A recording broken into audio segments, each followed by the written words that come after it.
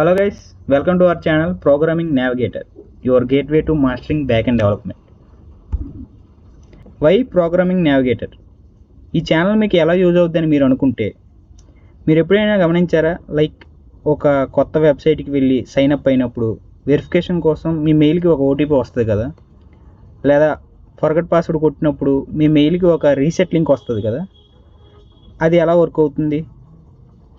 Are payment gateways లేదా chat అసిస్టెంట్స్ని ఎలా integrate చేయాలి మన అప్లికేషన్లో? సో ఈ టాపిక్స్ అన్నీ ఇన్డెప్త్గా మేము కవర్ చేస్తాం. అసలు ఈ టాపిక్ మేము చూస్ చేసుకోవడానికి రీజన్ ఏంటంటే, ఒక వెబ్ అప్లికేషన్ ఇంప్లిమెంట్ చేయాలంటే backend plays crucial role. కానీ బేసిక్ CRUD ఆపరేషన్స్తో డెవలప్ చేస్తే అప్లికేషన్ రియల్ టైంలో స్టాండ్ అలోన్ అవ్వదు. సో రియల్ టైంలో మీ అప్లికేషన్ స్టాండ్ అలోన్ అవ్వాలంటే we need to add additional functionalities, which I said before.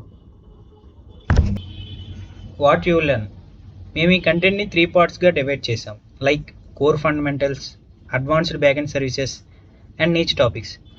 Firstly ఈ ఫంక్షనాలిటీస్ అన్నీ కూడా మేము 3 ఫ్రేమ్వర్క్స్ని యూజ్ చేసి చేస్తాం. They are Flask, Spring Boot and ఎక్స్ప్రెస్.js. కమింగ్ టు పార్ట్ 1, ఫస్ట్ మనం డేటాబేస్ని ఎలా కనెక్ట్ చేయాలి using these 3 frameworks, like how to connect MySQL with Flask, MySQL with Spring Boot and MySQL with Express.js, and also like MongoDB with Flask, MongoDB with Spring Boot and MongoDB with Express.js. And second one is how to implement CRUD operations with all these 3 frameworks irrespective of the databases. Next వచ్చేసి images, docs, వీడియోస్ని ఎలా డేటాబేసెస్లో store చేయాలి, ఆ తర్వాత email సర్వీసెస్ని ఎలా provide చేయాలి, and లాస్ట్గా cookies and సెషన్స్ని ఎలా ఇంటిగ్రేట్ చేయాలో చూద్దాం. మీరు ఎప్పుడైనా ఒక వెబ్సైట్ చేస్తే మీకు ఒక పాపప్ వస్తుంది కదా, యూజర్ పర్సనలైజ్డ్ ఎక్స్పీరియన్స్ కోసం ఈ కుకీస్ని యాక్సెప్ట్ చేయండి అని. దాన్ని కుకీస్ అంటారు. వాటిని ఎలా ఇంటిగ్రేట్ చేయాలో అవన్నీ ఈ పార్ట్లో తెలుసుకుందాం.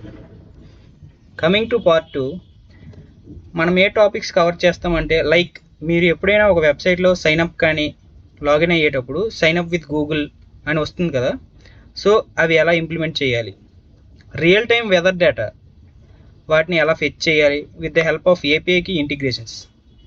నెక్స్ట్ మన వెబ్సైట్లో పేమెంట్ గేట్వేస్ని ఎలా ఇంటిగ్రేట్ చేయాలి, లైక్ ఫర్ ఎగ్జాంపుల్ మనం టీటీడీ వెబ్సైట్లో పేమెంట్ చేస్తాం కదా, అది ఎలా చేస్తారని. ఫైనల్గా మన అప్లికేషన్ అందరికీ అవైలబుల్గా ఉండాలి కదా, సో దానికోసం మన అప్లికేషన్ని డిప్లాయ్ చేయాలి. ఇక్కడ third party applications like Render and హీరోకోన్ వాటిని యూజ్ చేసి చేస్తాం. కమింగ్ టు పార్ట్ 3, మీరు ఎప్పుడైనా ఒక వెబ్సైట్ ఓపెన్ చేస్తే కింద అసిస్టెంట్ చాట్బోట్ ఉంటుంది కదా, దాన్ని ఎలా ఇంప్లిమెంట్ చేయాలి అండ్ అది మన వెబ్ అప్లికేషన్కి ఎలా ఇంటిగ్రేట్ చేయాలి. అండ్ మీరు అమెజాన్లో షాపింగ్ చేసేటప్పుడు మీ ఆర్డర్కి సంబంధించిన డీటెయిల్స్ అన్నీ వాట్సాప్లో అప్డేట్ వస్తాయి కదా, సో వాట్సాప్ చాట్బాట్స్ని ఎలా ఇంటిగ్రేట్ చేయాలో ఈ పార్ట్ 3లో నేర్చుకుందాం. సో ఈ ఫంక్షనాలిటీస్ అన్నీ నేర్చుకోవడం వల్ల మీకు వచ్చే బెనిఫిట్స్ ఏంటంటే, మీకు నాలెడ్జ్ పెరగడంతో పాటు ఇంటర్వ్యూస్లో చాలా యూజ్ అవుద్ది. సో ఇంకేమైనా ఎక్స్ట్రా ఫ్రేమ్వర్క్స్ కావాలంటే please do comment guys. And thank you for watching. మీకు మా అప్డేట్స్ తెలియాలంటే please do subscribe and click on the bell icon guys. See you on the next video. Bye.